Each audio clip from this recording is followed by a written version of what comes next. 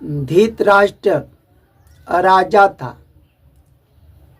धृतराष्ट्र का पुत्र जो था दुर्योधन, दुर्योधन जो कहता था धृतराष्ट्र वही करता था।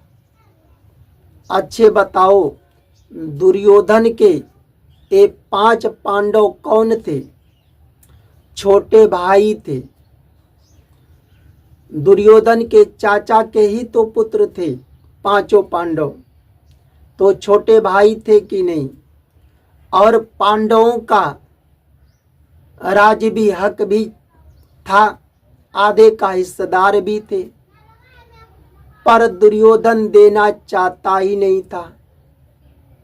दुर्योधन अपने भाइयों का देना ही हक, हिस्सा देना ही नहीं चाहता था। राजा लोग भी दुर्योधन को बहुत समझाए कि 5 पांडवों का जो हक है, जमीन आधे का हिस्सेदार है, इसे दे दो। अरे तुम्हारे छोटे भाई तो ही है, तुम राजा हो, तो अपने छोटे भाइयों का हक जो है, राज्य है, दे दो।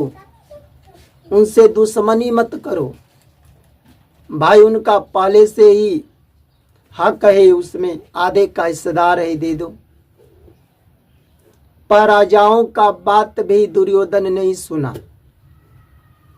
भगवान कृष्ण ने दुर्योधन को बहुत समझाए कि अपने भाइयों का जो हक है, राज्य है, उसे दे दो, उसे दुश्मनी मत करो।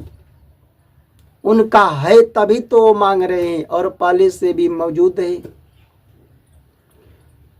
पर दुर्योधन सीधा कह दिया कि अगर पांडवों को अपना हक लेना है तो हमसे युद्ध करे, युद्ध करके जीते तब ले। ऐसा क्यों कहता था? वह जानता था कि हम राजा हूं, हमारे पास सेना है, अगर युद्ध भी होगा तो हम जीत जाएंगे, तो राज्य उसका जमीन देना ही नहीं पड़ेगा, पूरे राज्य पर हमारा अधिकार चलेगा, शासन चलेगा। हड़प करके ही राज करूं, पर राज करूं। सीधा कह दिया, बिना युद्ध के सुई के नोक के बराबर भूमि नहीं देंगे। देना ही नहीं चाहता था। दुर्योधन अपनी सेना लेकर युद्ध के मैदान में खड़ा हो गया, युद्ध लड़ने के लिए। दुर्योधन में यह भाव था कि हमें पूरा राज्य, भाइयों का भी राज्य अधर्म से मिले, अन्याय से मिले, अनीति से मिले, पर हमें पूरा राज्य मिले और पूरे राज्य पर हमारा शासन हो। ऐसा उनका भाव था दुर्योधन का। पर पांडव भी अपनी सेना लेकर युद्ध के मैदान में खड़े थे, पर पांडवों में यह भाव था कि अपने हक के लिए वह युद्ध के मैदान में खड़े थे। जब किसी तरह देने को तैयार नहीं था उनका हक, राज्य, तब जाकर के खड़े थे। पर पांडवों में धर्म की मुख्यता थी। पांडवों में यह सोच था कि अपना जीवन निर्वाह करेंगे, पर हम धर्म से करेंगे, धर्म पर चलेंगे, धर्म से, धर्म के विरुद्ध नहीं चलेंगे। युधिष्ठिर तो युद्ध भी करना नहीं चाहते थे, पर धर्म के विरुद्ध हम चलेंगे नहीं। हमें किसी का लूट करके, हमारे पास अगर जमीन नहीं है तो हम जंगल में रह लेंगे, ऐसा पांडवों का भाव था। हमारे पास धन नहीं है तो धरती पर भिक्षा मांग कर खा लेंगे, पर हमें किसी दूसरे का धन हड़प करके नहीं चाहिए, दूसरे का हमें जमीन राज्य हमें हड़प करके नहीं चाहिए। पांडवों में यह भाव था। पर युद्ध के मैदान में खड़े थे तो उनका पहले से हक था, जमीन था। जब किसी तरह दुर्योधन, धृतराष्ट्र देने को तैयार नहीं थे, ऐसा भाव था।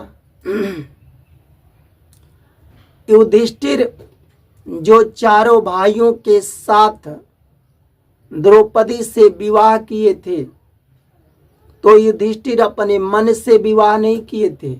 माता कुंती भी कही थी कि तुम चारों भाइयों के साथ भी द्रौपदी से विवाह कर लो।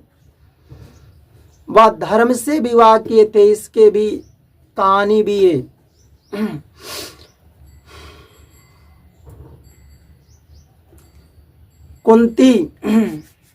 कुंती भी युद्ध के लिए अपने 5 पुत्रों को कही थी, जब किसी तरह देने को तैयार नहीं थे। इनके भी कही थी। भगवान जब किसी तरह देने को तैयार नहीं थे, दुर्योधन तो खड़े थे। भारी सभा में द्रौपदी का अपमान किए थे। भगवान कृष्ण ने संधि का प्रस्ताव लेकर हस्तिनापुर गए थे। पांडवों की तरफ से दूत बनकर गए थे। संधि का प्रस्ताव लेकर गए थे, समझौता करने के लिए गए थे कि आपस में झगड़ा मत करो। पर दुर्योधन धृतराष्ट्र क्या था, एक राजा था। वो तो भगवान कृष्ण दूत बनकर गए थे। पर राजा का कर्तव्य क्या होता है?